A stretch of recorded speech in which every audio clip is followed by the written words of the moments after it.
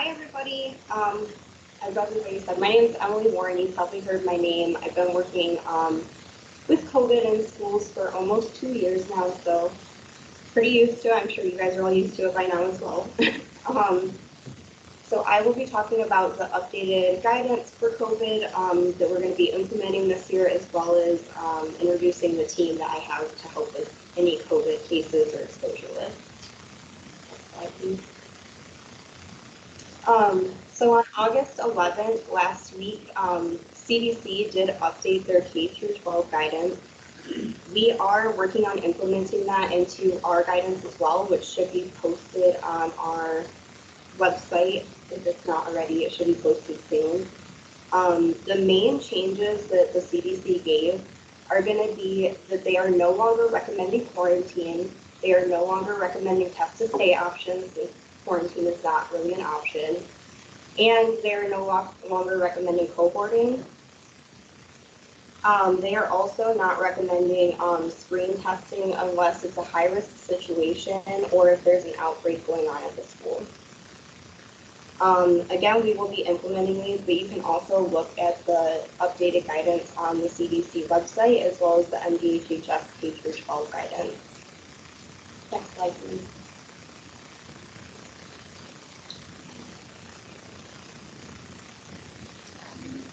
Oh, hang on, technical difficulties.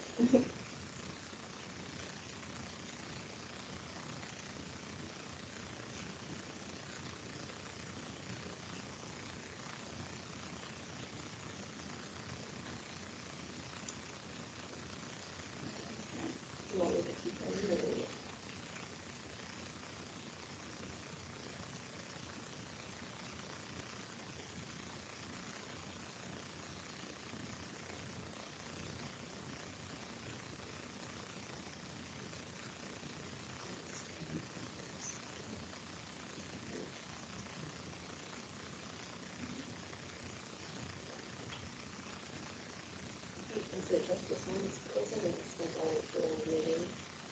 It's switching the screen, but it's not going to it's not going to.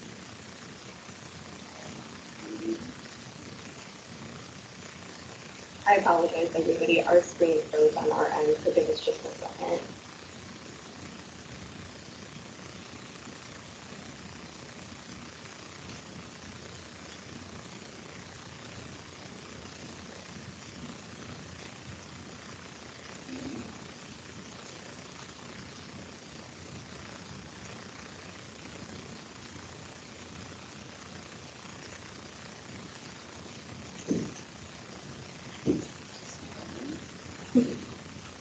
Okay, you just gave me a second touch point. You're right. Okay. Okay, I'm going to go ahead and continue, but if you guys cannot see the slides, please just let us know in the chat. So for COVID cases, as Erin went over, we do have a different reporting system. So you will be reporting COVID cases through that reporting system on a daily basis rather than a weekly basis like your other communicable diseases. We will get notification that you have submitted that report, and then I will add the case into SharePoint as well as adding in the isolation date. So we will still be utilizing SharePoint. It'll be more of a communication back to the schools though.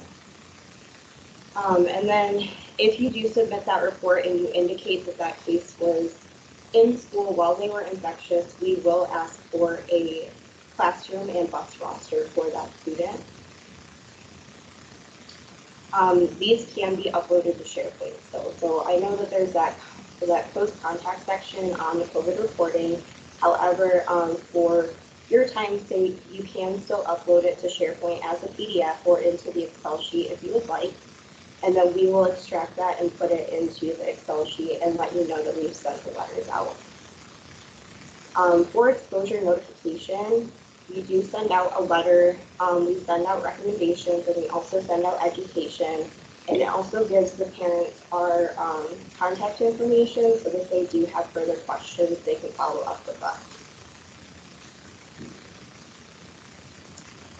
And then please see linked there that there's also the CDC's what to do if you were exposed to COVID-19.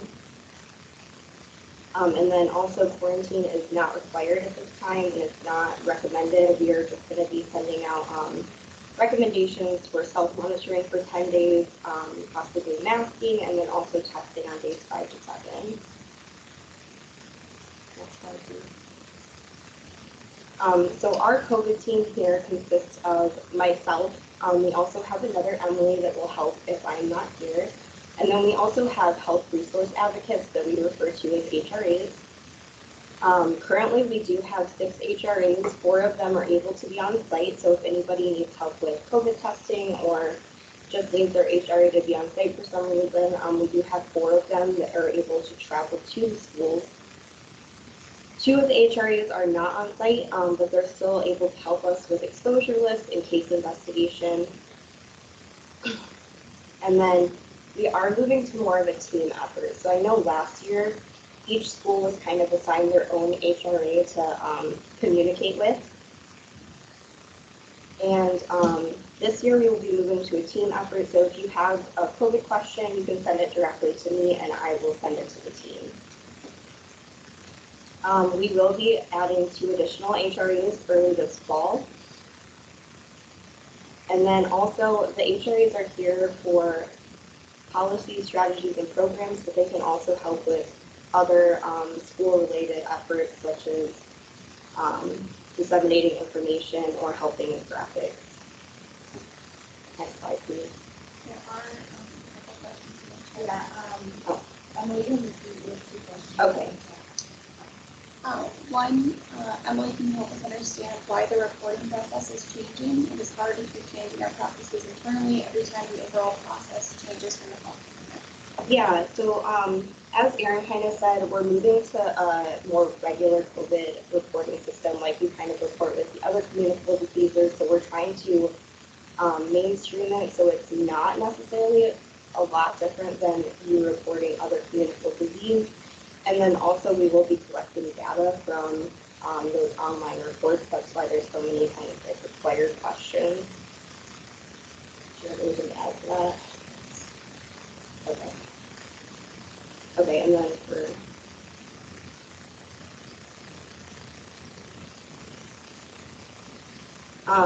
so as we go, so we do try to reduce duplicates. So I know that like when you give us the periods, so for instance, if one case is in 6 different class periods, we'll usually transfer that from the PDF over to the SharePoint site, and then we'll sort and filter it so we can delete the duplicates. I know that sometimes people still do get multiple letters, especially if they've had multiple exposures, but we are trying to reduce that on our end, and I apologize if you're getting any complaints about that. Yeah, and we will send one for each new exposure. So if they've had like an exposure on the 15th, the 16th, the 17th, they will get 3 separate letters for each of those. And it's just to let them know kind of like how often they're being exposed. For instance, if somebody like after the 2nd or 3rd exposure, they're like, oh, we better go get tested. Like our kids have exposed all 3 days this week. So any other questions before I go to the next slide?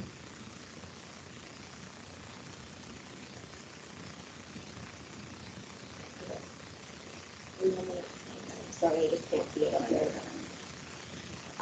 So this is just kind of highlighting what the new process is going to look like. So the school is notified of the case. The school reports that COVID case through that online reporting system, and then Allegan County will investigate the case and report back to isolation base. And then if the case was at school, we will request exposure lists, and then Allegan County will send out those exposure notifications. And we will also add it back to the SharePoint site so you're aware that we sent out those notifications. Okay, next slide.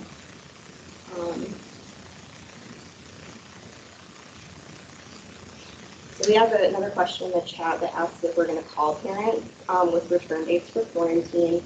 We are not calling parents. We are sending out this email notification We will call parents, however, if an email is not provided or if the email doesn't work.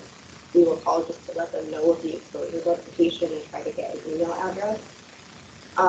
The reason we're not calling is because quarantine isn't required, so they don't really have a return date necessarily. We do, like I said, send out recommendations and education so the families can kind of make their own decisions on how they want to approach the exposure. So yeah, they won't receive a call. And then just to follow up, because they may receive a letter too, like after the 10 days of quarantine is already kind of over. And that's more so to do with notification on like the school's end and our end. So sometimes the school isn't notified of the case until they're already well into their isolation period. And then it takes time for them to get the exposure list together and get it to us. And then it takes time for us to get that transferred over and send out all the notifications.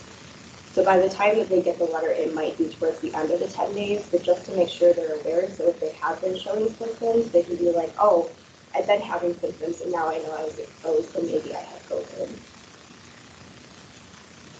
Yes, so quarantine is not required, so we are just doing notification, recommendations, and education, and then again providing that contact so that they can ask us questions without necessarily having to follow up with the school.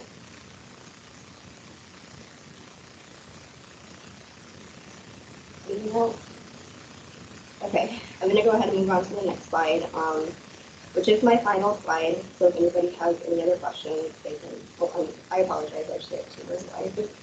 Sorry, they added slides onto my presentation, and yeah, it's kind of new for me. So the next slide is going to be all of our contact information.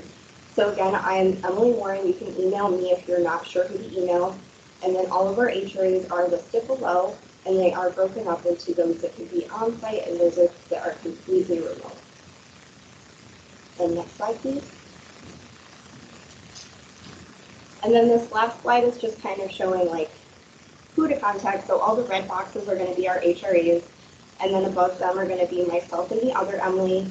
Again, the other Emily doesn't necessarily work with the schools. She works more with like the community and businesses. However, if I am gone for some reason, she will be there to fill in for me. And then of course there's Lisa Lex, who is above all of us. So if you really need something, you can go to her, but I'm definitely here first. So, and that's all I kind of have for COVID.